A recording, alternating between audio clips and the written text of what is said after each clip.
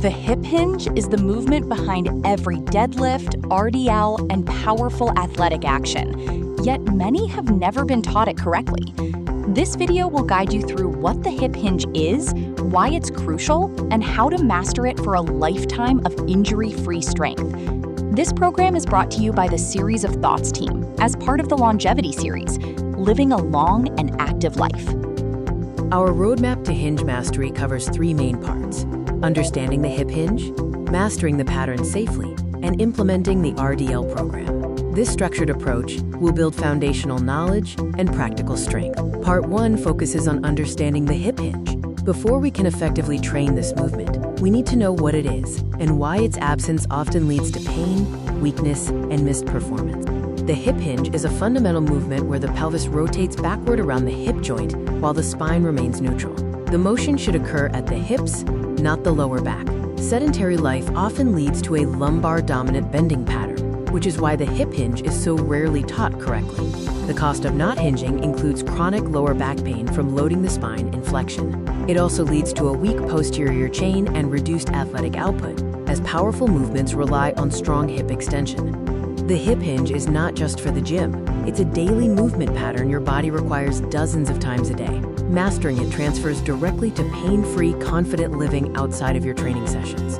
The hip joint is designed to be a load-bearing hinge. The gluteus maximus, hamstrings, and adductors are built for high-force work. Training the hip hinge teaches your body to route load through this powerful system, protecting the lumbar spine. Research shows compelling reasons to master the hip hinge. 80% of adults will experience significant lower back pain.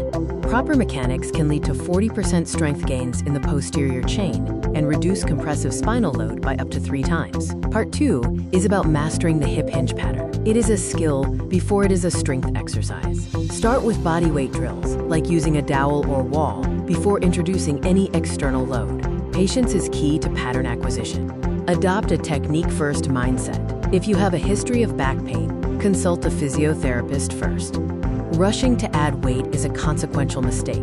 Focus on feeling the movement in your hamstrings and glutes, not your lower back, for the first few weeks. The core principles include maintaining a neutral spine throughout the hinge. Push the hips back horizontally, avoiding bending down. Feel the hamstring stretch to confirm the hips are working.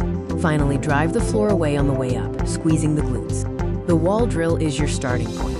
Stand 6 to 8 inches from a wall and push your hips straight back until they touch it, keeping your spine long. Practice this daily to build the neural pathway automatically before adding weight. The hip hinge and the squat are distinct movements. The hinge involves hips moving backward horizontally, engaging the posterior chain. The squat moves the hips downward vertically, engaging the quadriceps and glutes. The hinge progression ladder starts with the wall hip hinge and dowel hinge for pattern development. Next, progress to the Romanian deadlift with light dumbbells. The barbell RDL or deadlift is the final high-load, high-reward expression built on the previous steps. Training the posterior chain engages the glutes, hamstrings, and erector spinae. RDLs train the hamstrings in a lengthened position for superior strength. The lats and core protect the lumbar spine by maintaining intra-abdominal pressure under load. Common faults include lower back rounding, which is the most dangerous, and hyperextending the lower back at lockout. To fix a rounded back, reduce the load and cue chest away from thighs. For hyperextension, cue ribs down and engage your core. To protect your lower back, brace your core before every representative by breathing into your belly. Engage your lats by imagining you are bending the bar to create rigid spinal stability. Maintain a neutral head and neck position, gazing 6 to 8 feet in front of you. A proper warm-up is essential. Spend 8 to 10 minutes on a sequence that includes 90/90ths hip switches and glute bridges to open the hip joint and activate the primary movers. Finish with bodyweight Romanian deadlifts to rehearse the pattern before adding load. Part 3 introduces the Romanian deadlift, or RDL program. The RDL is the ideal tool for mastering the loaded hip hinge, providing a forgiving and scalable way to build posterior chain strength for daily life and athletics. The program is an 8-week progressive RDL plan, performed 2 to 3 non-consecutive days per week. Sessions are 20 to 35 minutes for the hinge work. Start with light dumbbells and prioritize pattern quality over load accumulation. Patience is critical for long-term success. The 8-week plan starts with 2 weeks of pure pattern practice. Weeks 3 and 4 focus on loading. Weeks 5 and 6 introduce slow tempo. Finally, weeks 7 and 8 consolidate strength at a challenging working weight. Stick to the plan to build a strong foundation. We use 5 key RDL variations that form a complete progression. Start with the bodyweight hinge, move to the dumbbell RDL, then the single leg RDL. Progress to the barbell RDL, and finally, the advanced deficit RDL. Focus on excellent form at each step. To perform the dumbbell RDL, stand hip-width apart and push your hips straight back with a braced core. Lower the weights along your legs until you feel a hamstring stretch. Drive your hips forward, squeezing your glutes to stand. This works the glutes, hamstrings, and core. The single leg RDL requires standing on one leg with a dumbbell in the opposite hand. Hinge at the hip, extending the free leg behind you. Keep your hips square to the floor to ensure you are engaging the hip stabilizers. This variation addresses left-right imbalances. For the kettlebell hinge, position the bell between your feet. Hinge down to grip, engaging your lats and maintaining a neutral spine. Drive through the floor to full hip extension. This variation is a direct predecessor to the conventional deadlift. The barbell RDL is for maximum posterior chain stimulus.